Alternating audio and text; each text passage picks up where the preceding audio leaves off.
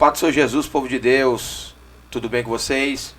Aqui é o Josias, esse é o nosso primeiro episódio presencial do Fala Jô. E está comigo aqui um convidado que acreditou no projeto, aceitou o convite e desde já eu já agradeço a presença, já agradeço por ter aceitado. É sinal que investe nos pequenos, né? E eu creio que Deus vai continuar abençoando a todos que estarão assistindo e eu creio que será muito edificante para a sua vida. Está comigo aqui pastor presidente do Ministério, Assembleia do Ministério Ferreira, ali na Vila Sônia, pastor já há 40 anos de pastoreio, pastor desde 2015, que é pastor presidente, não é isso? Pastor presidente, está comigo, pastor Levi Barbosa Libarino. Pastor Levi, Deus abençoe o senhor, muito obrigado por ter aceitado nosso convite, presidente. Amém, a paz do Senhor para todos os nossos ouvintes, é um prazer estar aqui e também dizer que é o meu primeiro podcast. Olha aí. E esperamos que a nossa conversa seja bem útil e edificante para os nossos ouvintes. Glória a Deus, glória a Deus.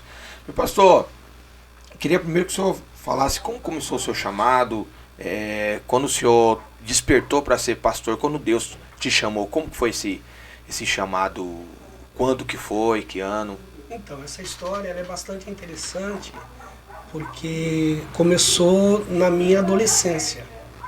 Na verdade, anos depois, já quando eu assumi a presidência, eu me lembrei de um sonho que uma irmã teve comigo na minha pré-adolescência. Mas quando eu era adolescente, tinha acho que 16 anos aproximadamente, eu trabalhava numa empresa em Santa Maria e um sábado de manhã eu estava indo para o trabalho, era a hora extra que eu tinha que fazer, e eu entrei no ônibus e paguei a passagem, né? Passei pela catraca, e aí quando eu estou me dirigindo mais para frente do ônibus, né? Naquela época a gente entrava pela parte traseira do ônibus, e aí eu ouvi alguém gritar o meu nome bem alto. Eu levei aquele susto, olhei para trás, e aí não tinha ninguém que eu conhecia no ônibus, e também a reação das pessoas era assim, tá valendo. Como se ninguém tivesse... Ninguém ouviu nada. E aí eu imaginei que eu falei, mas não é possível, eu ouvi, eu não tô ficando doido, né? Eu sentei, impactado com aquele momento, né? No banco assim, atrás do motorista. Era um sábado de manhã, era 6:30 da manhã, alguma coisa assim. Então o ônibus estava vazio. E aí, de repente eu lembrei de Samuel. Falei, será que Deus está falando comigo, né? E eu disse internamente, assim, na minha mente, né? Eu falei, Deus, se o Senhor está falando comigo, fala que eu estou aqui para ouvir. E aí uma voz falou do meu lado, como se alguém tivesse sentado do meu lado, no meu ouvido, e disse assim, prega a minha palavra. E eu trabalhei aquele dia, imagine, né? À noite eu fui para a igreja, que era o ensaio do coral. Quando eu cheguei na igreja, tinha um espaço atrás assim do púlpito, onde tinha um fogão, as irmãs faziam ali um café, alguma coisa e tal. Pequeno espaço. Quando eu abri a porta para aquele espaço, estava a irmã Elisa Galvani Borghetti, era uma irmã do ciclo de oração, muito usada por Deus. Quando eu abri a porta, ela disse assim, menina, eu sonhei com você essa noite. Olha. Aí eu falei, o que a senhora sonhou? Eu sonhei, você estava com uma roupa muito linda, assim, muito bem vestido, e você tinha um objeto de ouro na mão, como ela falou assim, como se fosse uma peteca. E aí você, com aquele objeto, você corria para um lado, corria para o outro, e atendia pessoas, pegava pessoas que estavam assim, caídas e tal, e aquele trabalho todo, e eu acordei. Eu falei, pois hoje Deus falou comigo, irmã Elisa, dentro do ônibus. Então eu atribuo ali a minha chamada. Mas depois de assumir a presidência, a gente ia mudar de apartamento e tinha que encaixotar as coisas. Eu fui pegando uns papéis velhos e eu achei um sermão que eu tinha feito e aí comecei a ler. Era um sermonário, você sabe? Tinha aqueles sermonários que a gente guardava o sermão. Todo mundo que começou a pregar tinha um livro. Aí eu fui virando, aí parei num sermão. E lá tinha um momento que eu dizia assim, contar este sonho, esse sonho. E aí foi uma irmã da igreja que tinha tido um sonho comigo um dia, e ela falou que a gente estava no culto do Ferreira, o pastor Cavalcante, que era o presidente, estava dirigindo o culto, e aí tinha uma porta atrás do culto, uma porta que nunca existiu. E aí ele falou, e aí o pastor Cavalcante entrava naquela porta. E aí o pastor Edgar ficava ali dirigindo o culto, de repente ele entrava naquela porta. E ele falou, de todos que estavam no púlpito, todos, eu era garoto, acho que aí nessa época eu devia ter uns 15 anos, acho. Falou, você entrava naquela porta. Então hoje são as 3 presidências do Ministério até o momento. Tá vendo? Glória a Deus, glória a Deus. E nesse percurso do chamado, o senhor tinha 16 anos, né? Começou a pregar, o senhor já pregava antes? Não, e aí comecei a pregar a partir dos 17 anos. 17, por aí. E quem foi a pessoa que acreditou mais no seu ministério, que o senhor olha assim e fala, essa pessoa aqui foi essencial para minha chamada? Eu acho que em primeiro lugar o próprio pastor Cavalcante, né? Eu me lembro que eu era diácono, eu fui consagrado, ordenado diácono solteiro ainda, que foi um marco, né, no ministério do Ferreira, porque não existe. Hoje é normal, né? Hoje é normal. Até ministro a gente consagra solteiro, mas naquela época nem diácono solteiro consagrava. Ele me consagrou ao diaconato. E quando eu ia servir a ceia, que eu subia no púlpito, eu me lembro que tinha umas bandejas para o vinho, umas que eram maiores e umas que eram pequenininhas. Tinha umas duas, acho que umas 2 pequenininhas e outras eram maiores.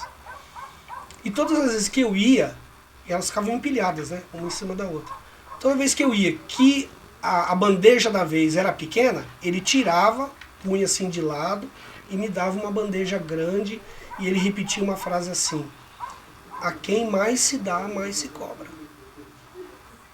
Né? E ele me ordenou com 23 anos de idade. Eu fui ordenado em 1984, novembro de 84. Ele morreu em julho de 85. Então ele apostou assim, que eu tinha chamada de Deus e tal. Segunda pessoa, o pastor Edgar Souza Brito, né? Que me deu muitas oportunidades, e eu até me lembro claramente do dia que eu classifico como o dia que ele decidiu que eu ficaria no lugar dele. A gente tinha umas reuniões de segunda-feira administrativas. Sim. E aí ele punha uma mesinha lá e ele ficava sentado. Só ele ficava sentado atrás daquela mesinha e todos nós nos assentávamos de frente para ele nos bancos. E eu me lembro de uma segunda-feira que eu cheguei, a gente orou, quando eu levantei da oração, eu fui lá cumprimentar ele, onde ele estava sentado. O senhor já era vice-presidente nessa época? Não era. Eu era secretário da igreja. Aí ele falou para mim assim, olha, pega uma cadeira até sair do púlpito. Aí até a hora que eu fui pegar a cadeira, acho que foi o irmão Cid, o pastor disse que eu pego. Pegou a cadeira e falou, põe aqui, mandou colocar do lado dele. Do lado dele. Aí colocou a cadeira e ele falou assim, senta aí. E a partir daquele dia, eu me assentei naquela cadeira do lado dele e nunca mais saí. Nunca mais saiu. E também, não podia esquecer o pastor Milton da Silva, né? Pastor Milton da Silva, quando eu era bem jovenzinho, a gente saía juntos. E ele apostou muito em mim, assim, né? Trabalho de escola dominical, fui líder de jovens junto com ele. Ele foi o primeiro líder foi o jovem. Primeiro líder da Madef, né? Depois passou o cajado para mim, né? Então, são pelo menos... Assim, tem muitas pessoas, Tem muitas pessoas, né? Mas assim, essas aquelas 3 que marcam realmente essas pessoas aí. Não, glória a Deus. E qual foi os desafios novos? Qual o maior desafio nos primeiros anos de ministério? Então, eu assim, acho que foi o maior desafio. A juventude. Eu fui ordenado pastor cedo, né? Com 23 anos. Solteiro de idade. ainda, casado? Você já era casado? Eu era casado. Eu casei em fevereiro e fui ordenado em novembro. Só esperaram eu casar. E ainda mais que ano que foi? Foi em 84. 84. Eu casei com 22 anos, aí em maio fiz 23, em novembro fui ordenado. E muitas pessoas desacreditaram do senhor? Não, eu tinha uma boa credibilidade no ministério. É claro que entre alguns obreiros mais velhos, né, eu não era... Porque assim, tem isso, era né? Inexperiente, né? Um menino, e era um menino. Porque hoje em dia, assim, um jovem vem querer dar conselho para um ancião, o ancião vai mandar falar, rapaz, vai crescer primeiro, né? Então eu acho que o maior desafio foi a falta de experiência. Entendi. Eu me lembro que eu fui ordenado, eu cantava no coral e eu continuei sentado lá no coral cantando até um dia que o pastor Cavalcante me chamou. Eu subi no púlpito e falei, pois não, meu pastor, ele falou assim, senta aqui, mandou eu sentar do lado dele. Aí ele falou assim, a partir de hoje o seu lugar é aqui. E aquilo caiu como um raio sobre mim. Aí eu olhei para a igreja, já não era mais a mesma igreja. Sim. Aí era assim, era uma responsabilidade que eu tinha. Sim. Comecei a olhar as pessoas e falei, puxa, agora se alguém tiver algum problema, eles vão vir falar comigo, eu que vou ter que dar conselho, eu que vou ter que achar a solução para isso. Então, e assim, né? Sempre fui de trabalhar muito, né? Tudo que eu pegava para fazer, eu desenvolvia com muito afinco, querendo sempre fazer algo melhor. Modificar as coisas que precisavam ser modificadas. Fazer uma revolução, na verdade, né? Porém, era muito inexperiente, eu ainda era um jovem, né? Então fazia coisas de jovem que, por exemplo, para aqueles pastores era complicado. Por exemplo, eu levar jovens para um retiro, jogar bola lá, era uma afronta muito grande. Até hoje tem gente que acha que é. Então era uma afronta muito grande naquela época, eu sofria muito com isso. E também, assim, né, os meus relacionamentos eram com jovens, sim. as atividades e tal. Então, o que eles esperavam? Que, assim, eu fui ordenado pastor, eu tinha que ser aquele cara sério, com eles e tal. E eu não tinha, eu era jovem, eu não tinha essa experiência. Então, eu acho que o grande problema aí era realmente essa questão da inexperiência e da juventude. Entendi. Acabei dando muito trabalho. Não, eu acho que todo jovem dá trabalho. Todo jovem dá trabalho. E já teve alguma pregação que marcou sua vida? Você fala, essa pregação aqui. Sei que ao longo de 40 anos disso de pastoreio, fora quando o senhor pregou, quando começou a pregar com 17, mas teve alguma pregação, essa que o senhor falou, essa aqui marcou a minha vida? Eu me lembro. Ou algumas, né? Eu me lembro de um dia que eu ouvi o pastor José Satírio no Belém. E eu saí daquela reunião chorando. Porque, assim, sabe quando a pessoa aparece? Ele fez uma mensagem sobre sonhos, baseado no nascimento do Sansão. Porque a mãe de Sansão tinha um sonho. Só que ele falou muita coisa assim que é como se ele estivesse contando partes da minha vida. Sim. É como se ele estivesse falando orações que eu tinha feito a Deus. Então foi muito impactante aquela mensagem daquele dia do pastor José Satírio. Eu saí chorando na reunião lá no Belém e aquela mensagem realmente me impactou. Glória a Deus. E dessa última EBO agora, qual a mensagem que o senhor mais gostou? Olha, todas foram boas. Então, você sabe que a gente tem as preferências, né? Sim. O estilo da pregação, aquela coisa toda. E então, geralmente, numa sequência assim, de dias, de mensagens, a gente fala, olha, aquele lá se destacou mais, mexeu mais com você. Nessa IBO, eu não vi isso. Para mim foi uma linha, assim, todos falaram bem, todos trouxeram mensagens que realmente impactou o coração, a nossa mente.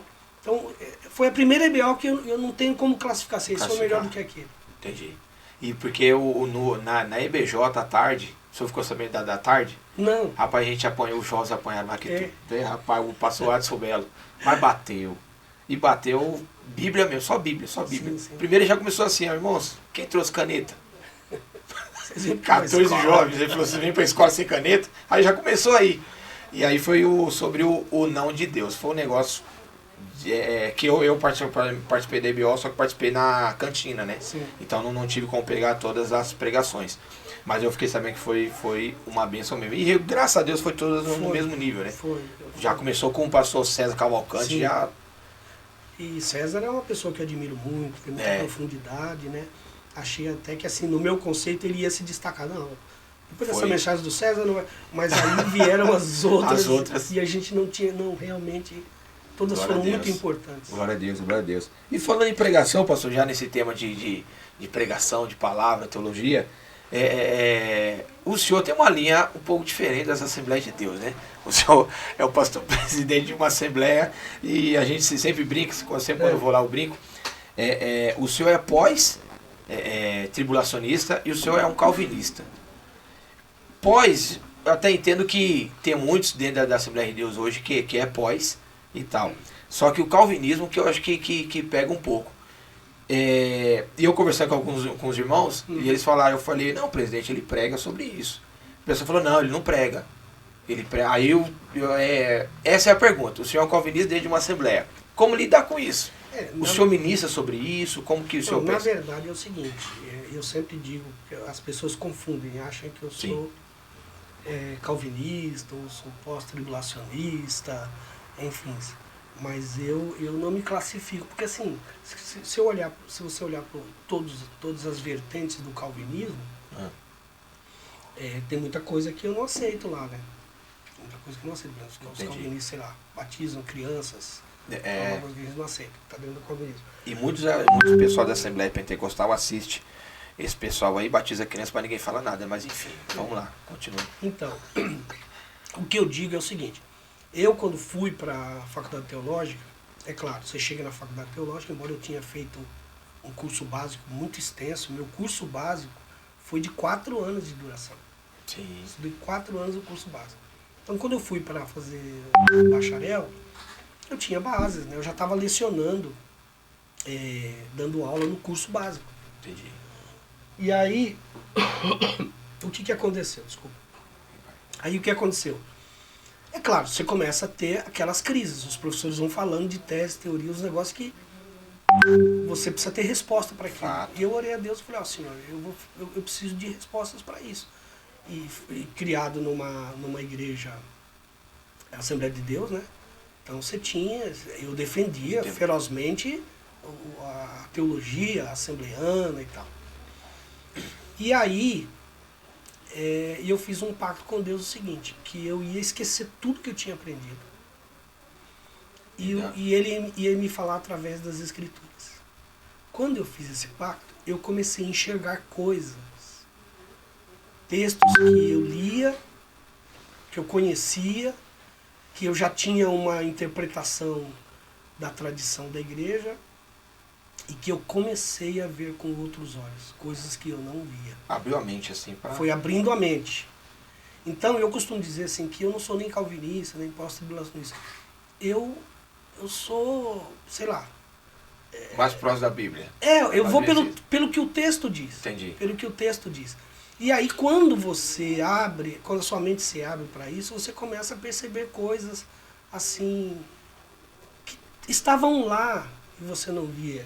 Eu, por exemplo, eu me lembro que uma vez eu até acabei cutucando lá um amigo, um professor. Aí ele está vivo hoje, está bem velhinho, mas ele é uma pessoa bem respeitada, né? Mas eu ia dar um estudo sobre um arrebatamento numa igreja, e o meu carro quebrou no meio do caminho. E eu fiquei enrolado com aquilo, os meninos vieram me buscar com o carro. Pastor, deixa o carro aí, a gente vai levar o senhor.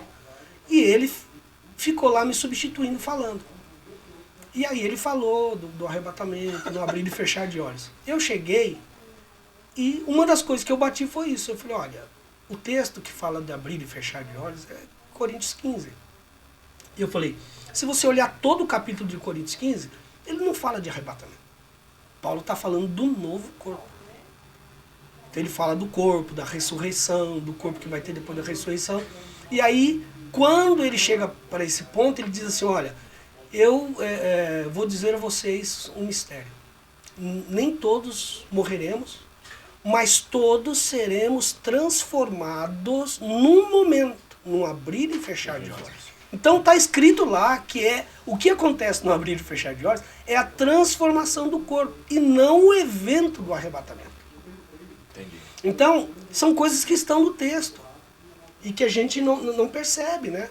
E você acha então o senhor acha que a maioria lê já com uma tradição configurada, já ensinada desde a escola bíblica, querendo ou não, né? Eu aprendi com o Dr. Shedd que a teologia é um tripé, ela tem 3 pontos. Nenhuma teologia é formada só baseada nas escrituras. As escrituras é um tripé. Sim. O outro tripé é a tradição da igreja. Então você vai formar a sua teologia dependendo da igreja que você for criado. Vai seguir a tendência da igreja. E o terceiro, a sua própria cosmovisão, a maneira como você enxerga as coisas. Isso. Então você vai ver hoje, por exemplo, a gente que está tecendo críticas a alguns pastores, sejam de origem assembleianas ou batistas, né, que eles ultimamente têm mudado a teologia que eles acreditavam. Então essa é a cosmovisão. Então ele falou, é esse tripé que forma a teologia. Então não existe nenhuma teologia que não leve em consideração o que a sua igreja, a sua denominação pensa. Porque, querendo ou não, esses assuntos são secundários, né? Sim. Não fere exemplo, não fere a palavra de Deus. Exato. Exemplo, que aí se torna uma seita. Onde se torna um pensamento, se torna uma heresia ou uma seita, exemplo, pastores mudando a sua visão teológica com a sua cosmovisão e indo para um caminho que é esquisito, para não falar outra coisa. A gente pode discordar naquilo que é secundário, mas naquilo que é primário, não. Então, a salvação é pela fé, é através do crer em Jesus Cristo. Isso Jesus não tem condição de mudar. Né? Agora, se eu fui escolhido para ser salvo, ou se eu é que decido ser salvo no momento que eu ouço a mensagem e creio, se essa fé é fruto da minha própria vontade, ou se essa fé é uma coisa que Deus implanta em mim, isso são coisas secundárias. O importante é que você não pode ser salvo a não ser por Cristo. Através de Cristo. Então isso é primário, isso você tem que a gente não pode pensar diferente. De fato. E sobre pós e pré é a mesma coisa. Então, eu sempre brinco com o pessoal com essa questão do texto, né, sagrado, porque, por exemplo, Jesus falou de uma parábola, do joio e do trigo. E ele mesmo interpreta a parábola. Então, por exemplo, ele vai falar que o joio é os filhos do maligno e o trigo os filhos do reino. Então tem muita gente que pensa que o campo lá é a igreja. E que dentro da igreja tem joio e trigo. Mas Jesus disse que o campo não é a igreja. Ele disse que o campo é o mundo. Então no mundo você tem os filhos do reino, que é a igreja, e os filhos do maligno, que não é a igreja. E eles estão ali plantados juntos. Alguém sugere tirar um deles, separar. E Jesus diz o quê? Não, deixa junto até o dia da colheita. Ele mesmo interpreta que a colheita, o dia da colheita, é o fim do tempo, do mundo. Não vai ter separação antes do fim do mundo. A separação acontece no fim do mundo e pelos anjos. Como diz Mateus 24, ele enviará os seus anjos, vão recolher. Entendi. Então, está lá no texto. Então isso é texto bíblico, é interpretação de Jesus, nem é minha interpretação. Entendi. Né? É diferente de eu criar uma teologia e dizer, não, um sai antes, depois o outro sai, entendeu? Quando, na verdade, o ensinamento está ali, muito claro. Então, isso que eu digo, assim, eu vou pelo que o texto diz. Entendi. E aí, faço isso desde que eu comecei a lecionar teologia e dizia para os meus alunos, não briguem comigo, briguem com o texto. E por causa, eu costumo dizer assim, pastor, o senhor sabe que toda vez que eu vejo o senhor eu falo a mesma coisa, que se o senhor quiser ficar aqui, na grande tribulação, o senhor fique. Eu vou subir. É mesmo. E o senhor, então, um pastor, como eu posso falar, um pouco fora da curva, vamos se dizer assim. Porque, querendo ou não, foi contra o senhor, contra um sistema que prega essa, segundo a tradição da igreja, etc. Então, o senhor vem com outro pensamento concernente a essa questão de Assembleia de Deus. E com certeza o senhor já recebeu muitas críticas por algum pensamento, alguma situação. E como que o senhor lidou com essas críticas? Como lidar com as críticas? Então, é o seguinte, eu sempre fui assim, um professor de teologia que tinha como método criar crise. Então eu chegava e jogava um negócio e aí os alunos ficavam doidos. Não, mas não é isso, não é isso. Então você tem que provar biblicamente que não é. E o meu intuito qual era? Fazer eles pensarem, terem contato com um outro pensamento e também acharem a defesa. Se aquilo estava errado, eles tinham que saber se defender daquilo. Eles tinham que provar para mim, biblicamente. Sim. Não podia simplesmente falar, mas a gente aprendeu a vida inteira. Não, mas abre a Bíblia aí e diz tá que... Fazer que nem o pastor César. Mostra o texto. Eu sou bem assim, mostra o texto. E, então eu sempre fui um professor muito polêmico, mas eu sempre fiz isso muito só em sala de aula. E eu não costumo levar muitas, assim, nunca fui de levar as polêmicas para o púlpito, na pregação. Né? Às vezes num culto de ensino, que é uma coisa que você vai levar as pessoas a pensarem mais. É claro que hoje, talvez, a gente fica mais aberto a falar, porque aí você já tem uma certa idade, né? Eu já sou um idoso, 60 que mais, isso? né? Você tá novo ainda.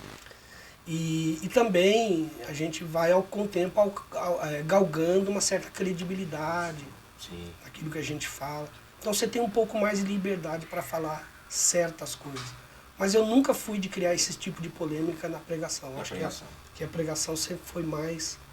ela tem que ter um objetivo mais de atingir as pessoas, torná-las pessoas melhores e tal. E esses embates, às vezes, não vai fazer isso. Sim, sim.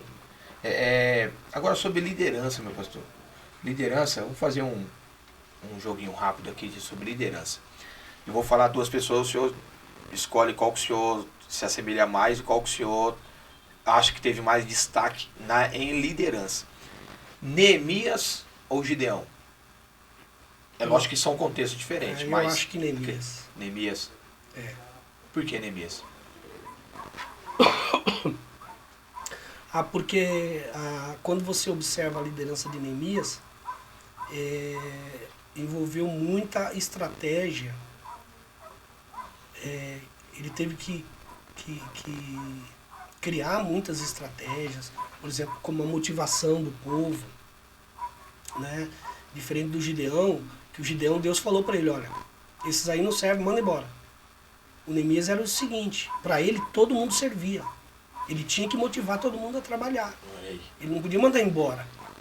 Né? Tanto é que, por exemplo, você vê que o Neemias, quando ele vai mexer nos muros, ele coloca as pessoas para reparar brechas próximas à casa dos caras. Por quê? Porque o camarada falou, não vou sair da minha casa, deixar minha casa, o inimigo vem, e eles iam com a espada na mão. Então ele falou, então você vai ficar nesse muro perto da sua casa, porque se precisar você corre e protege a sua família. Então ele tem que lidar com oposições que o Gideão não tem que lidar. O Gideão, ele vai para o inimigo na estratégia que Deus criou, Deus cria estratégia para ele, diz, faça assim, você vai vencer. O Neemias não. O Neemias ele tem que lidar com muita disseminação de fake news lá. Sambalagem do vai fofocar, muita fofoca e tal. Ele tem que saber lidar com tudo isso. Então eu vejo aí um líder muito mais proeminente. Então Neemias ou Moisés? Moisés. Porque Moisés fica com 40 anos. É uma multidão. Moisés passa por inúmeras situações, né?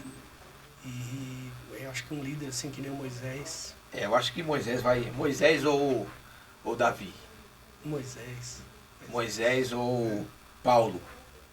Eita. Como líder, muda um pouco, líder, muda o sentido. Porque o Paulo não tinha assim, um grande grupo de pessoas para ele liderar. Ele liderava, vamos dizer assim, outros pastores, né? Tem uma comparação meio... Moisés ou Daniel? Ainda Moisés. José. Moisés ou José? Porque o José foi um líder também antes de Moisés ainda, né? Ele foi uma pessoa muito inteligente, né? Ele tinha uma inteligência divina, né? Vamos assim dizer. Mas eu ainda acho que maior que o Moisés no Antigo Testamento é difícil. Difícil, né? Salomão também não. Salomão tinha muita sabedoria, né? Mas o Salomão, por ele ser um cara muito inteligente, ele se livrou de uma série de problemas da liderança. Por exemplo, oposição. Quem é que se opôs a Salomão? Ele não tinha inimigo. Não tinha. Por quê? Ele casou com a filha de todos os reis próximos a ele. Fez os reis tudo genro dele. Quer dizer, o cara vai invadir, vai abrir guerra contra o seu próprio genro. Então ele não teve essas oposições. E Moisés teve muita oposição, né? Travou travou batalhas no meio do caminho com inimigos, então, mas tinha muita oposição interna também. Sim. Né? Então, os filhos de Corá, né? Esse inimigo.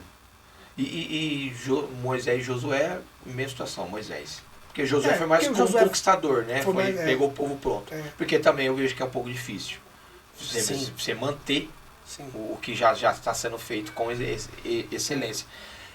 Pastor Edgar ou Cavalcante? Difícil. Apesar que eu convivi muito mais com o pastor Edgar. Né? O pastor Edgar foi mais de 30 anos.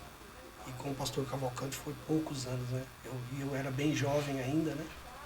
E com o pastor Edgar eu passei a maior parte da minha vida. Então, se tivesse que escolher, eu diria pastor Edgar. Pastor Edgar ou pastor Levi? Pastor Edgar. Ele era um cara melhor que ele. E meu pastor, e concernente às críticas agora, a questão de liderança. Então, críticas, como lidar com as críticas, elas porque têm... Porque o senhor está no... Desculpe ter o peito. O senhor está como pastor presidente. Sim. Desde 2015, não é isso? A partir do falecimento do pastor Edgar. De 2015 para cá, já são para 11 anos. 11 anos. Como lidar com essas críticas depois que o senhor se tornou presidente? Porque muda. Agora o senhor cuidava só da sede, até 2015, é isso? O senhor era pastor da sede ou pastor auxiliar ali, né? Nos últimos, vamos dizer, mais ou menos nos últimos 3 anos de vida do pastor Edgar, eu já acumulava 2 funções. Eu era o vice e o presidente ao mesmo tempo. Sim. Porque ele deixava eu fazer tudo, né? Claro que nem tudo eu resolvia sozinho. Eu ia lá, sentava, pastor, o que a gente faz com isso e tal. E às vezes ele me dava, não, faz assim. Ou às vezes ele falava, o que você acha? Aí eu dava a minha opinião, eu falava, tá bom, então vamos fazer assim e tal. Mas eu que ia, eu que resolvia, eu que pautava os assuntos, eu que resolvia todos os problemas, eu que dirigia todas as reuniões, né? Enfim. As 2 funções já exercia sem estar no cargo. Assim. Exatamente. Aí em 2015 ele falece, o senhor assume como... Então, com relação à crítica, assim, a crítica ela tem 2 lados. Ela pode ser negativa. E essa crítica negativa, ela tem a tendência de ser mais acirrada à medida que você aumenta a sua liderança. Quanto mais você é um líder e essa liderança vai ampliando, mais críticos você vai ter. Fato. Então é muito mais difícil uma pessoa que não tem muita projeção como líder e tal, ou tem uma liderança menor, vai sofrer menos crítica. À medida que ele vai se projetando, as críticas vão aumentando. Então, as críticas, vamos dizer assim, que eu chamo de críticas ruins, elas aumentam à medida que você aumenta o seu patamar de liderança. Mas tem aquela crítica também positiva. Que é aquela que te ajuda a corrigir, às vezes, alguma coisa, né? Pastor, o senhor poderia ter um perfil diferenciado. Então você tem que pensar naquilo e falar, olha, realmente essa pessoa tá tentando ajudar. Né? E aí você tem que saber lidar com as 2, né? Com a crítica construtiva, você tem que, às vezes, vir até de uma pessoa que você acha que é seu inimigo. Sim. Mas ele fala um negócio que você fala, peraí, esse cara não gosta de mim. Mas ele falou um negócio aí que está correto. Realista. É uma realidade. E agora aquela crítica prejudicial que vem para ficar... Né? Pela minha pouca experiência, elas, na maioria das vezes, vêm de pessoas que pouco produzem.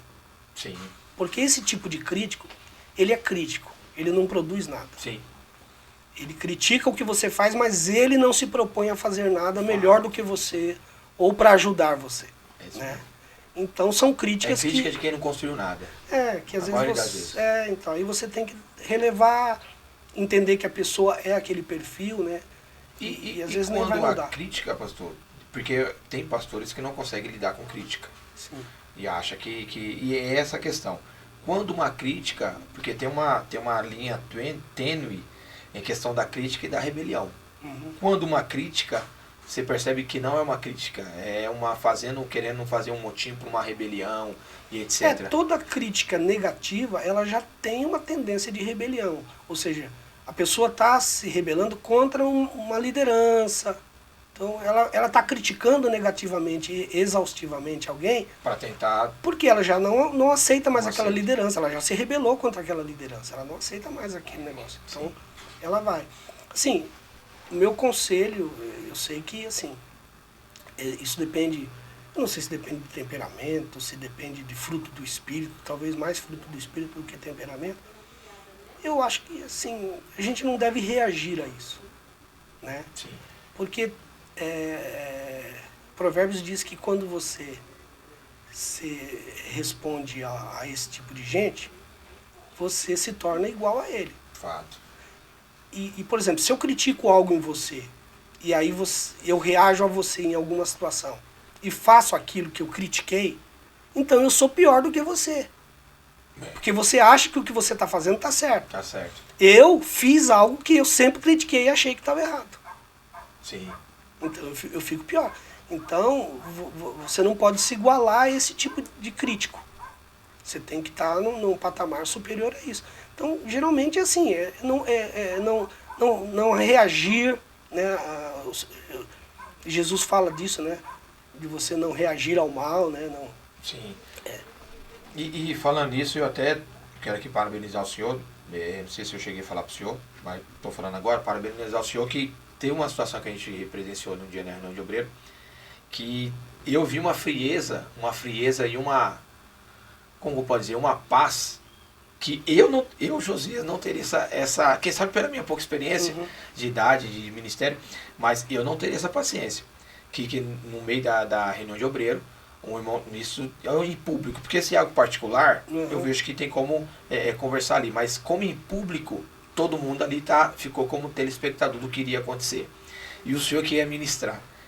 E antes da ministração, um irmão pegou o microfone, quer dizer, não foi dado o microfone para ele, ele começou a falar, citar um monte de inverdades, acredito eu, enfim, se levantar ali contra o senhor.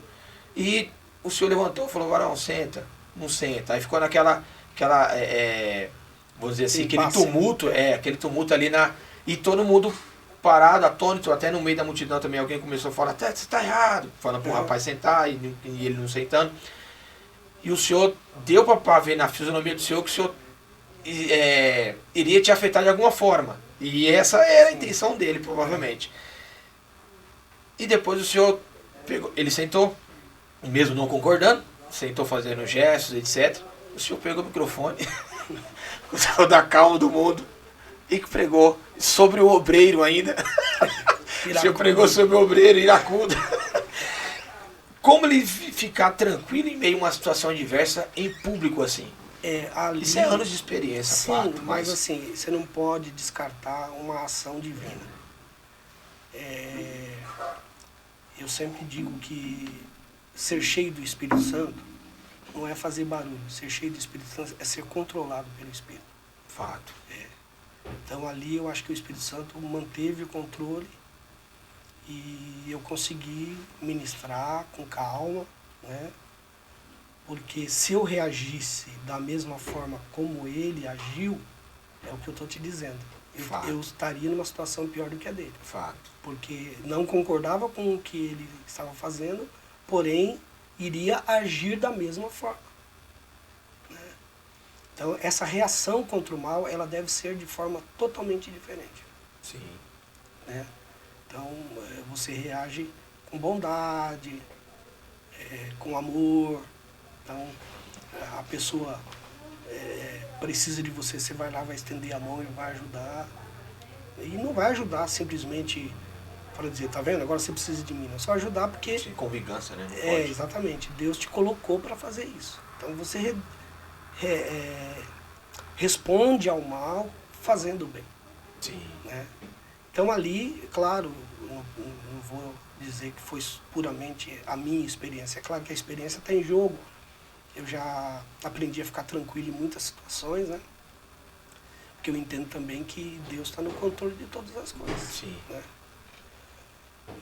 Mas entendo também que se Jesus ensinou a gente ser assim, é a maneira correta de fazer. Fato. Né? E Eu acho que foi a solução naquele dia. Né? Foi a solução. com certeza, com certeza. E acredito que, ouvindo você falar aqui agora, assim, serviu como ensinamento. Aquela atitude, Fato. Ela foi uma aula, vamos dizer assim, uma aula, olha. Fato. Daqui você vai lembrar disso, olha, numa situação como essa, eu aprendi a reagir dessa forma. Sim, sim. E é interessante, porque assim também como aconteceu também na Assembleia, agora no começo do ano, que teve uma situação lá e o pastor, até o momento, vice-presidente, o pastor Mazinho, levantou e falou: irmãos, eu não vou fazer, não vou me levantar. Isso aí acho que quebrou todo. Foi muito nobre. Foi muito nobre, muito nobre. E ele saiu muito, muito bem. Também é plausível também essa atitude. Porque em meio ele poderia colocar mais fogo. Ele ensinou também. Ele ensinou muito ali. Poderia colocar mais fogo. Acho que qualquer outra pessoa, todo mundo aplaudindo, querendo que ele fizesse algo. E ele dá um passo para trás e fala: não quero. E se tiver, também não entro. Eu acredito que foi muito proveitoso. Esse tipo também. de nobreza, ele precisa existir na liderança. Sim. Entendeu? Você não pode deixar que a carne e as suas vontades e os seus desejos prevaleçam. Sempre tem que prevalecer o reino, o bem-estar da igreja, da obra, que é o que importa. Porque é disso que a gente vai dar conta. No final. Isso. Porque eu vejo que o pessoal leva muito pro lado pessoal, né, pastor? Exemplo. A pessoa pode não concordar. Por isso que é a situação de crítica, né? Eu posso não concordar. E eu posso não concordar 100% com as atitudes e gestão do senhor. Esse é o ponto. Sim, claro. Isso aí que tá liberado de qualquer um. O que eu não posso é ter que te afetar no pessoal. E é isso que eu vejo que o pessoal leva, não só com o senhor, mas sim como a maioria dos líderes pelo Brasil, de ministérios gigantescos. Que é isso, o pessoal leva pro pessoal, não é a gestão do pastor Levi, sim o pastor Levi. Então eu quero tirar o pastor Levi. E sim, eu vejo que é totalmente equivocado. E Deus, eu acredito que independente de erros de liderança, etc. A gente viu isso aí em outras igrejas por aí no Brasil inteiro, pessoal gritando, indo bater. Eu acredito que... Nós estamos vivendo uma época muito ruim nesse aspecto, porque nós estamos vivendo uma geração que eles não têm, não sei se eu vou chamar de pudor, bom senso, assim, eles não têm esse cuidado com a igreja. Sim. Então, as pessoas expõem os problemas. Toda igreja tem problema. Toda. É só ler a carta de Coríntios lá, você vê que toda igreja tem problema. E tinha divisão Mas feia. Paulo escreveu uma carta internamente para eles. Sim. Entendeu? Paulo não botou no jornal. Então hoje, qualquer coisa, os caras vão para a internet, eles põem na mídia, envergonham a igreja, envergonham o evangelho, sabendo que a igreja é constituída de pessoas imperfeitas. Fato. Sempre vamos ter problema na igreja. Agora, a recomendação bíblica é que a gente resolva os nossos problemas de forma interna. Fato. Porque nós temos o Espírito Santo de Deus, nós temos homens de sabedoria, nós temos os dons funcionando na igreja, né? Então a gente tem que resolver isso entre nós. Outras denominações por aí, você acha que não tem os mesmos problemas? Parece até que não tem. Tem até pior. Existem, só que eles resolvem lá internamente. Essa exposição na mídia, principalmente na mídia hoje, ela é muito prejudicial para o avanço do evangelho. Fato. Muito prejudicial. As pessoas que fazem isto, fazem para ganhar dinheiro, para ganhar popularidade, mas elas vão responder a Deus um dia sobre isso. Fato. Elas vão responder a Deus, porque elas estão atrapalhando o avanço do evangelho. Você vai pregar o evangelho, eu não quero ser crente, não. Tá. Sim. Então, elas não contribuem para o reino. Isso não contribui para o reino. E o senhor não vê centro de candomblé falando mal de outro centro de candomblé, ou candomblé falando da Umbanda, ou falando, eles não se criticam. Eu vejo que isso que falta no evangelho. E concernente a isso, eu vejo que rebelião não provém de Deus. Então, em qualquer situação, Deus nunca aprovou rebelião. Por mais errado que esteja, qualquer pessoa, Deus nunca aprovou rebelião de nenhum aspecto. Então, particularmente, não compactuo e nunca vou compactuar com uma situação dessa, porque foge dos princípios que a gente aprendeu, né? Então eu acredito que se Deus colocou é Deus que tira e assim vai indo. E o senhor já pensou em desistir, meu pastor? Muitas vezes. Eu sou um pastor como qualquer outro. E já houve muitas situações da minha vida em que eu achei, olha, eu paro com tudo isso, eu não preciso passar por tudo isso. Uma vez eu lembro que eu disse para minha mulher assim, se eu sentar no banco da igreja, eu vou para o céu do mesmo jeito. E não preciso passar por isso.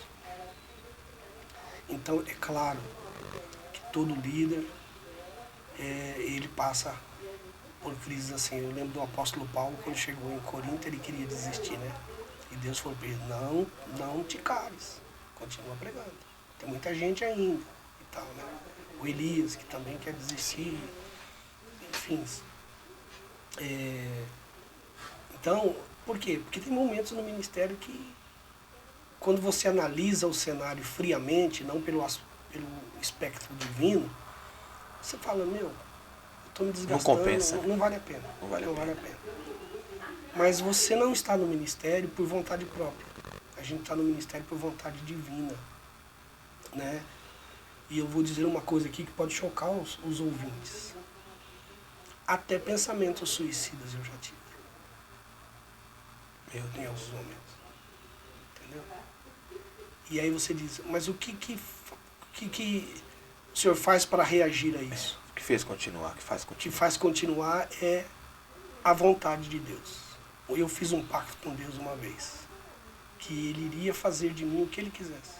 E eu não ia questionar mais. Que eu vinha relutando com o fato de ficar integralmente no ministério, servir só a obra e tal. Então, eu estou aqui para fazer a vontade de Deus, não a minha vontade. E, embora você passe por esses momentos, Deus não vai te abandonar, Ele nunca abandona. Deus não vai abrir mão, né, pastor? Nem que Ele tenha que mandar um samaritano para te ajudar, mas Ele não vai te abandonar. Glória a Deus. Então, assim, é fazer a vontade dEle. É isso que faz você reagir. É a sua vontade, é isso que o Senhor quer. Tá bom, então nós vamos aguentar. E Deus sempre é aquele bálsamo, é aquele consolo, Ele está sempre junto, né? Lembra que Davi, depois que sentou no trono, ele escreveu o Salmo 23 e disse, mesmo quando eu andei no vale de sombra e morte, o Senhor estava comigo. Estava comigo. Estava me consolando. Glória a Deus, pastor. Glória a Deus. Isso é mensagem inspiradora, né? Muitas pessoas podem estar passando por situação difícil.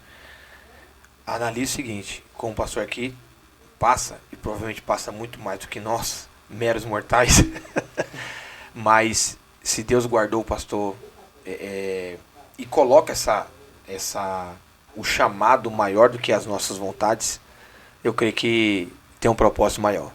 Então, o propósito maior é salvação de vidas, é pessoas sendo edificadas através do Senhor. Então, pastor, não para por nada não. Não para por nada não. E eu creio que Deus vai continuar lhe honrando, né, lhe abençoando por onde o Senhor passar. Essa mensagem... Rapaz, tem mensagem do Senhor que é demais. O Senhor... Isso aí, ninguém pode falar ao contrário. Pode não gostar do Senhor, mas falar ao contrário não tem como falar. O que Deus lhe deu, poucas pessoas têm no mundo. No mundo. Mensagens cristocêntricas, sabe? Voltada... Você chora só de ouvir, sabe? Algumas situações, algumas palavras. Eu fico abismado no culto de ensino mesmo, dia de terça-feira, quando o Senhor deu aquelas mensagens de as igrejas do Apocalipse da Ásia. Uhum. Meu Deus do céu. São mensagens inspiradoras que nos fazem motivar a estudar, buscar. Porque se Deus fez na sua vida, pode fazer na nossa também. Isso é inspirador. Então, pastor, não para por nada. E tem um hino acho que é não lembro quem, mas fala assim, ó, se você não desistir, é pra mim inspiração, pra também permanecer fiel e firme, eu tô contando. E assim vai indo, pastor. E pastor, e nesses anos, como conciliar igreja e família? Ministério e família. Então, como é? Isto é um desafio grande. E é claro, hoje, no entendimento de igreja que a gente tem hoje, isso é mais fácil. Na nossa época era mais difícil. Porque na nossa época o entendimento era que a igreja era mais importante que a família. Fato. Eu lembro que eu era jovem quando eu comecei a ouvir as primeiras ministrações dizendo, não, olha, não é a igreja em primeiro lugar, é a família em segundo. Então, mas esse era o entendimento, isso não muda da noite para o dia.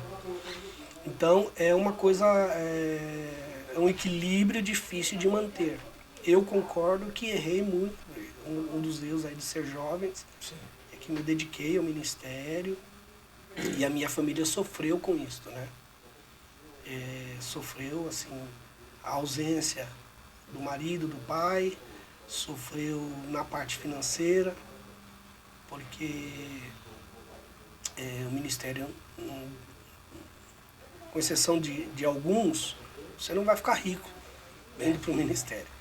Então a gente sofreu muitas privações financeiras, muitas adversidades, mas principalmente a ausência. Eu me lembro que uma vez caiu a ficha que eu estava saindo de casa, os meus filhos estavam dormindo ou tinham ido para a escola, e eu chegava tarde da noite e eles estavam dormindo. E quando foi que eu senti isso? Quando eu chegava um pouco mais cedo, eu deitava na cama cansado, aí o Jonas deitava de um lado, o Tiago deitava do outro, e o Felipe, que era o maior, deitava em cima de mim. Um dia a cama quebrou. E eu tive que botar uns pés para fortalecer a cama. E eu percebi a ausência, né? Então eu falei para o pastor Edgar, né? Eu falei, pastor, de segunda-feira eu não vou vir mais para a igreja. Eu vou ficar em casa. Aí eu esperava eles chegarem da escola, a gente saía, ia num parque, ia num shopping. A gente fazia alguma atividade na segunda-feira com eles, né? Então a família é importante, a igreja é importante, a família é. Eu acho que uma não sobrevive sem a outra. Claro. Né? Então a gente tem que saber dosar isso. Hoje, por exemplo, eu não sinto nenhum peso na consciência se eu tiver que faltar num culto. Fato. Para ir atender a minha netinha, uma apresentação dela, entendeu? Que eu preciso estar lá. Eu entendo que é um momento no mês entre que não vou estar na igreja e vou atender a família, e as outras, eu tenho outros dias para estar na igreja. Sim, sim. Entendeu? Então eu acho que tem que saber fazer esse equilíbrio. E eu creio que, eu costumo dizer assim, pastor, de um tempo para cá eu comecei eu e minha esposa, a gente atende algumas agendas. Sim. E o senhor tem noção, em 2017 a gente atendeu 250 igrejas. Uau. Então, cara, tipo, um dia sim, um dia não, a gente tava em igreja. Sim. E a gente tava assim, o Miguelzinho, então realmente é muita agenda, e a gente fica muito em igreja. E de um tempo para cá eu comecei a analisar bem, eu falei, gente, peraí, qual que é a prioridade? Hoje tem o Miguelzinho, quando chega em casa é uma alegria, o senhor tem uma neta, você sabe. Sim. Eu acredito, pastor, quem morreu pela igreja foi Jesus. Então quem tem que morrer pela igreja já morreu, foi Jesus. Sim. Ressuscitou. Então nós vamos fazer o nosso melhor, aonde a gente colocar a mão. Só que a gente tem que entender que nossa prioridade é a nossa casa, é a nossa família. Porque a Bíblia fala, né?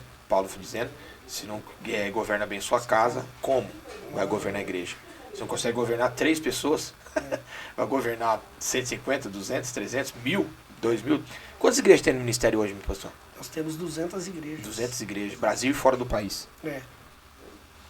Nós hoje estamos em 10 estados da federação e temos igrejas fora, né? Portugal, Espanha, Argentina, Paraguai, então... Imenso. O próximo podcast a gente pode trazer a pastora Wanda também para... Ela tem muita coisa, inclusive ela vai escrever um livro agora, um né? livro, vai ser lançado agora, antes do final do ano.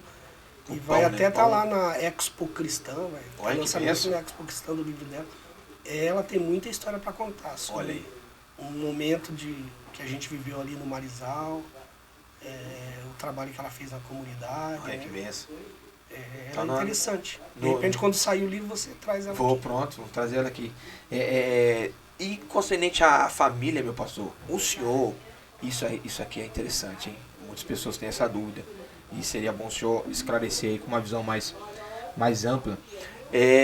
O senhor foi num debate do César Cavalcante e com o Juliano Fraga. E o senhor falou sobre casamento, né? E a pergunta, se não me engano, era se um pastor divorciado pode dirigir igreja. E aí o senhor, no meio da conversa ali, o senhor falou que para um pastor de segundo casamento e tal. Como que o senhor pensa? Realmente pastor divorciado? Explica como que o que o senhor pensa sobre isso. O que o senhor falou? Porque lá ficou um debate, então não deu para realmente ouvi-lo nitidamente. O que o senhor pensa sobre isso? Na verdade, o debate lá não era sobre divórcio. Era se um pastor obreiro divorciado poderia dirigir uma congregação. Então eu defendi que sim, porque pode ser que esse obreiro ele se divorciou contra a vontade dele. Então a esposa não quis mais ele, foi embora, tal, e aí? O ministério do camarada vai parar porque a esposa foi embora? Ele tem uma chamada, a chamada é específica dele. Né? E só que tocou no tema do divórcio, e aí a gente deu algumas palhinhas aí,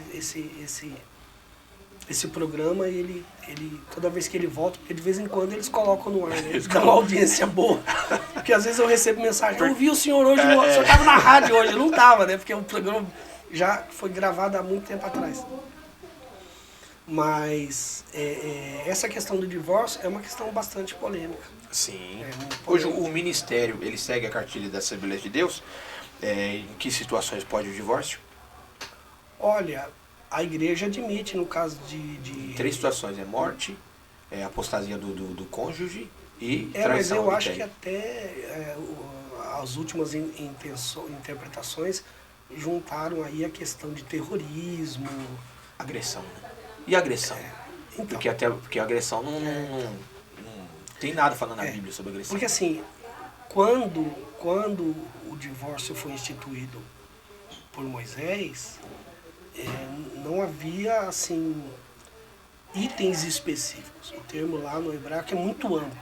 Quer dizer, se a mulher, porque só o homem podia dar carta de divórcio, a mulher não podia, né? Então era assim, se a mulher fez algo ruim, aí o homem podia dar carta de divórcio.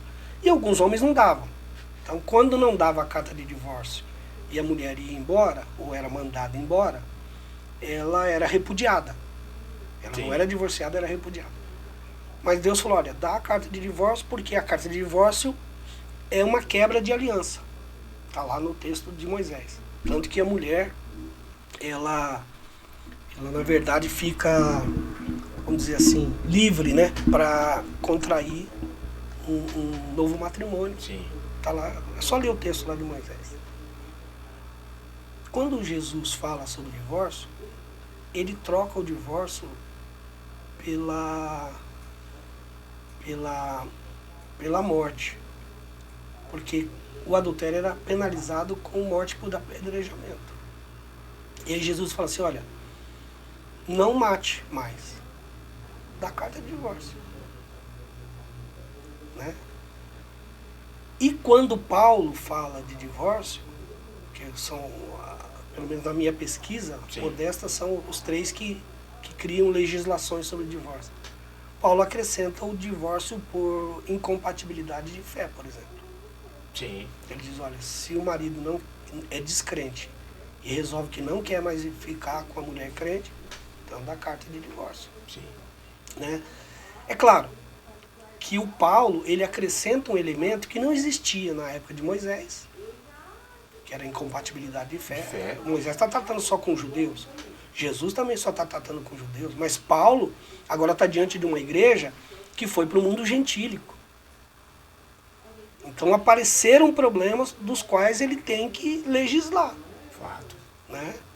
E lógico, hoje a igreja tem outros problemas. Por exemplo, se o marido resolve que ele não é mais homem, ele é mulher e ele quer continuar casado. Ele quer mudar o sexo dele lá.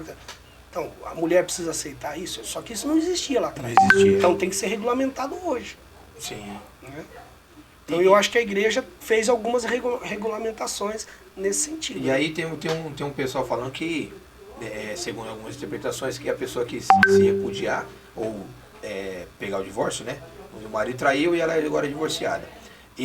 Ela, cônjuge traído, não pode casar de novo. Isso aí eu vejo. Mas O princípio do divórcio... Vai ficar sozinho, pro resto da vida. Eu falei, então, que você é uma pessoa de 20 anos, casa, o marido trai ou a esposa trai. O camarada vai ficar solteiro o resto da vida porque não pode casar mais? Não. O princípio do divórcio é quebra de aliança. Quebra de aliança. Então você tinha uma aliança de casamento. E o que Moisés falou? Dá a carta de divórcio e essa mulher fica livre para casar com o segundo. Não deu certo com o segundo, pega a carta de divórcio, ela está livre para casar com o terceiro. A única coisa que proibia Moisés é que ela não podia voltar mais para o primeiro marido. O texto diz que era uma abominação ao Senhor. Entendi. Ela ia para um segundo, para um terceiro, mas ela não podia voltar por aquele que ela já tinha casado. O texto está bem claro. Abominação ao Senhor, isso. Mas se ela pode casar de novo, ela está formando uma nova aliança. Então a outra foi rompida. Entendi. O divórcio rompe a aliança.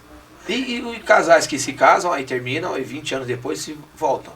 Então, essa era a regulamentação, né? Mas a gente sempre bate que não, o casamento primeiro é o legítimo e tal. Mas se a pessoa casou o primeiro casamento e não foi... e não deu certo. Não foi da vontade de Deus, não foi perante o Senhor, né? Tanto é que Paulo, quando recomenda recasar, ele diz, olha, o seu marido não era crente, não quis mais ficar com você, tudo bem, divorcia dele. Agora, quando for casar de novo, faça isso de acordo com a vontade de Deus. Que seja no Senhor, né? Para não ter um problema aí de novo. Glória a Deus, pastor. Glória a Deus. Conversa tá. Mas assim, é um assunto que não dá pra... Vai ficar muita dúvida aí, sim, vai ficar muita reclamação. E deixa eu falar, o senhor sabe lidar com as críticas.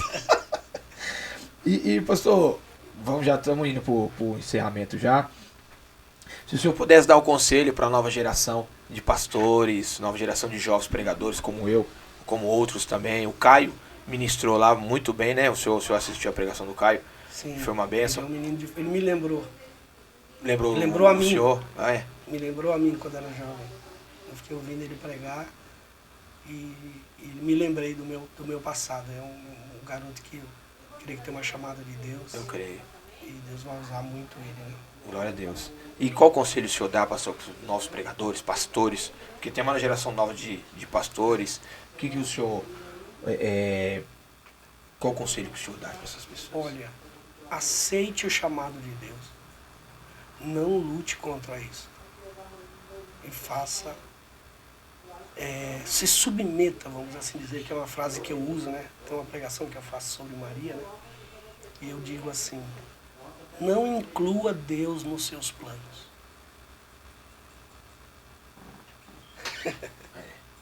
Não inclua Deus nos seus planos. Se submeta ao plano de Deus. Você não inclui Deus nos planos. Deus tem um plano e você está incluído nele. Então aceite o plano. Não lute contra isso. Eu lutei muito contra isso. Não deu certo. Sofri muito. Ninguém vai conseguir resistir à vontade de Deus. Então o que eu diria para essa geração é o seguinte... Deus chamou você, vai em frente. Não vai ser mar de rosa, vai ter muitas dificuldades, mas é melhor terminar a vida fazendo a vontade de Deus do que se rebelar contra ela. Na verdade, não sei se a gente consegue se rebelar contra ela, né? Jonas tentou e não conseguiu. Tentou e não deu certo, né, pastor? E pastor, o que te tira o sono até hoje? O que te tira o sono? O que o senhor não consegue? Rapaz, fica agoniado. O que o senhor fica... Tem alguma coisa ou... Tem. A preocupação de não estar fazendo a vontade de Deus. É isso que tira o sono. Então, será que eu estou certo? É isso que Deus quer? É isso que não... Até que você tenha aquela certeza, olha, é isso que Deus quer, aí você fica tranquilo. Mas isso é de tirar o sono. Porque você contrariar Deus é um problema sério. Problema sério. Vamos para as duas últimas, pastor. Qual foi o maior presente que Deus já te deu até hoje? Ou os maiores presentes? A oportunidade de servir. Eu sempre digo o seguinte, que eu serei sempre um excelente diácono. Se existe uma coisa que eu me orgulho é de ser um excelente diácono. Sim. Esses dias eu estava no gabinete, numa reunião, e alguém bateu na porta, né? Tinha que abrir a porta. Eu era o mais distante da porta. Eu fui o primeiro que levantei e fui lá abrir a porta. Continuamos a reunião, bateram na porta de novo. Eu levantei a segunda vez e fui lá abrir a porta. Aí quando bater a terceira vez, um pastor que estava perto da porta levantou. Não, pastor, pode deixar que eu abro. Porque eu sou diácono. Sim. Eu reajo instintivamente assim. Então, eu sempre digo que eu vou ser um excelente diácono, um razoável professor e um bom amigo. Eu sempre fui um bom amigo. Mas eu acho que a oportunidade de servir é a coisa mais importante que o ministério me deu. Servir a Deus, servir as pessoas, enfim. Isso é uma amizade. Esse dia eu tava brincando com o pessoal, falei, não, eu tenho uma amizade com o presidente. Eu mando boa viagem, ele responde amém. Mó papo. É mesmo. Pastor, e como o senhor quer ser lembrado, meu pastor? Ora, eu quero ser lembrado como alguém que cumpriu a sua tarefa. Cumpriu o seu ministério, cumpriu a sua missão. Quero ser lembrado como uma pessoa que serviu a Deus por amor, não por interesses. Eu não sou uma pessoa gananciosa, eu não tenho nada disso, eu sou muito simples.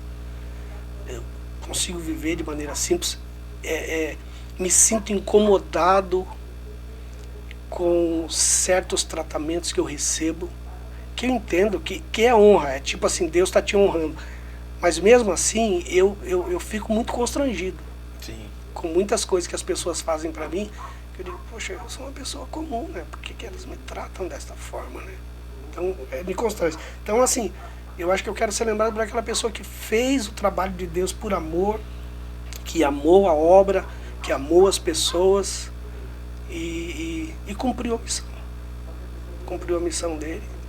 Se eu for lembrado por isso, tá bom. Não precisa de outras coisas grandes. Glória a Deus, pastor. Eu lembro de uma cena, em 2017, a gente tinha recém-chegado no ministério e a gente ficou um mês na sede, né? Falamos com o senhor.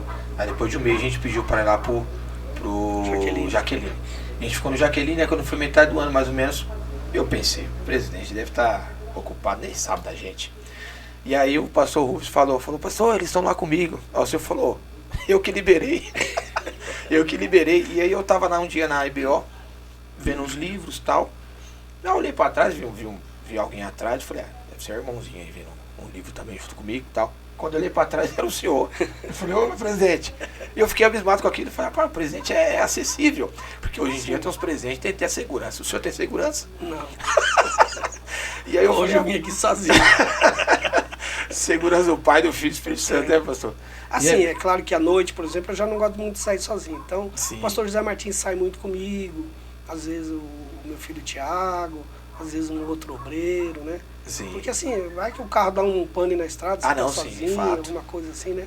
Mas para manter essa companhia, mas eu não tenho segurança. É mesmo. Meu pastor, quero agradecer. Muito obrigado pelo papo. Foi muito bom mesmo. Gostou da primeira entrevista? Gostei. Foi gostoso, né?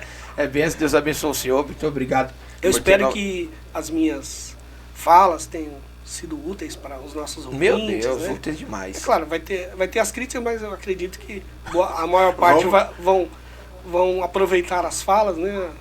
A gente está aí há 41 anos no ministério, então alguma coisa a gente consegue transmitir para essa nova geração. Eu sei que é uma geração agora de mais de likes, mais de coisa, mas cada geração é cada geração. Sim. Eles vão fazer a obra de Deus, em nome de Jesus. Eles vão tocar a obra, de alguma forma eles vão fazer isso.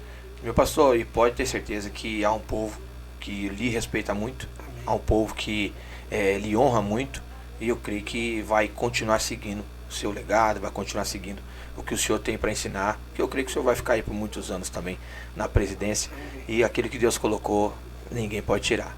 Tá? Novamente agradecer a presença, agradecer pelo papo, foi muito bom mesmo. Eu que agradeço pelo espaço. Eu me surpreendi com tudo, com as respostas, o senhor não fugiu em nenhuma pergunta. Muito obrigado pela presença, muito obrigado por tudo, tá bom? Amém. Irmãos, estamos aqui encerrando esse podcast com o nosso pastor presidente, pastor Levi Libarino. Então você, se inscreve no canal, acompanhe, logo mais tem mais vídeos, mais entrevistas para você ser edificado e abençoado por essa palavra, tá bom? Deus abençoe, tchau, tchau.